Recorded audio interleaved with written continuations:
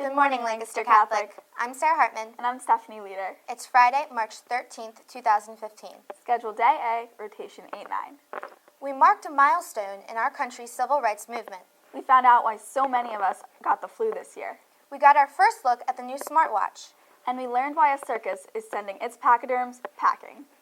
This is the Week in Review. 50 years ago, peaceful civil rights marchers gathered on a bridge in Selma, Alabama, to demand voting rights for Black Americans. Police responded by beating and gassing them. On Saturday, more than 40,000 people marched across that bridge and heard President Obama and other civil rights leaders give impassioned speeches about Bloody Sunday. The event in 1965 ultimately led to the Voting Rights Act, but Obama, the nation's first African American president, said, "Our march is not yet finished, but we are getting closer." Thursday afternoon, golfers at a California course were not only seeing their golf balls flying through the air. Harrison Ford made a sudden guest appearance when the engine of his small plane quit. The actor crash-landed on a fairway. Luckily, there were doctors golfing nearby, so help arrived quickly. The 72-year-old star of the Indiana Jones and Star Wars movies remains hospitalized with some deep cuts and broken bones. The National Transportation Safety Board is investigating. Did you get a flu shot this winter? And did you get sick anyway? The same vaccine that had been successful the past 2 flu seasons has run its course. The Center for Disease Control says the current flu vaccine was only 19% effective. That compared to 60% in recent years. This decrease has taken its toll on everyone, but was especially harmful to infants and the elderly. The CDC will come up with a new formula next year. Apple is hoping its new smartwatch is a formula for success. The new gadget debuts April 28th. But is this new smartwatch really worth it? Starting at $349, the Apple Watch is like an iPhone on your wrist. You can listen to music, text, and call people, so you decide if it's worth it. Speaking of new technology, the first solar-powered plane took off Monday near the Arabian Peninsula.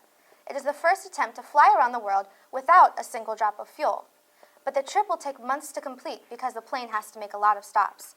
The founder of the Solar Impulse Project, Andre Borschberg, will fly solo on the first leg of the flight that he hopes will revolutionize air travel in the future. Traveling anywhere by car is costing us more. The price of gasoline has gone up 60 cents a gallon over the past 6 weeks. The oil industry blames the recent Arctic blast with slowing deliveries. The only comfort is that gas prices are still $1 less than they were at this time last year. On Sunday, millions of people celebrated International Women's Day. The day was first marked in Russia in 1913. Now people around the world recognize the day. President Obama, along with other leaders and celebrities, used the occasion to call for gender equality around the world. In our little corner of the world, Lancaster ranked 10th on the list of best cities where women-owned businesses have the greatest chance of success. 24.5% of businesses in Lancaster are owned by women. One of them is Crystal Weaver. She owns the Prince Street Cafe, and now she and a partner plan to turn a building nearby into a 50-room boutique hotel. It would be the first of its kind in downtown Lancaster, and it's located just a block from one of the biggest tourist magnets downtown, Central Market. They hope to begin construction this fall and open in the spring of 2017. Now, with a look at the week in sports, here's Stefan Jarvasilis. Lancaster Catholic wrapped up its winter sports season. Boys basketball got to the first round of districts and ended their season second in their section. The girls' team made it to the state tournament and finished first in their section. 3 members of the boys' swim team are in states. Michael Southward, Alex Howard, and Will Bourne are swimming in the tournament at Bucknell. Our top wrestler, Joe Lobeck, made it into the state tournament again in Hershey and finished second this year.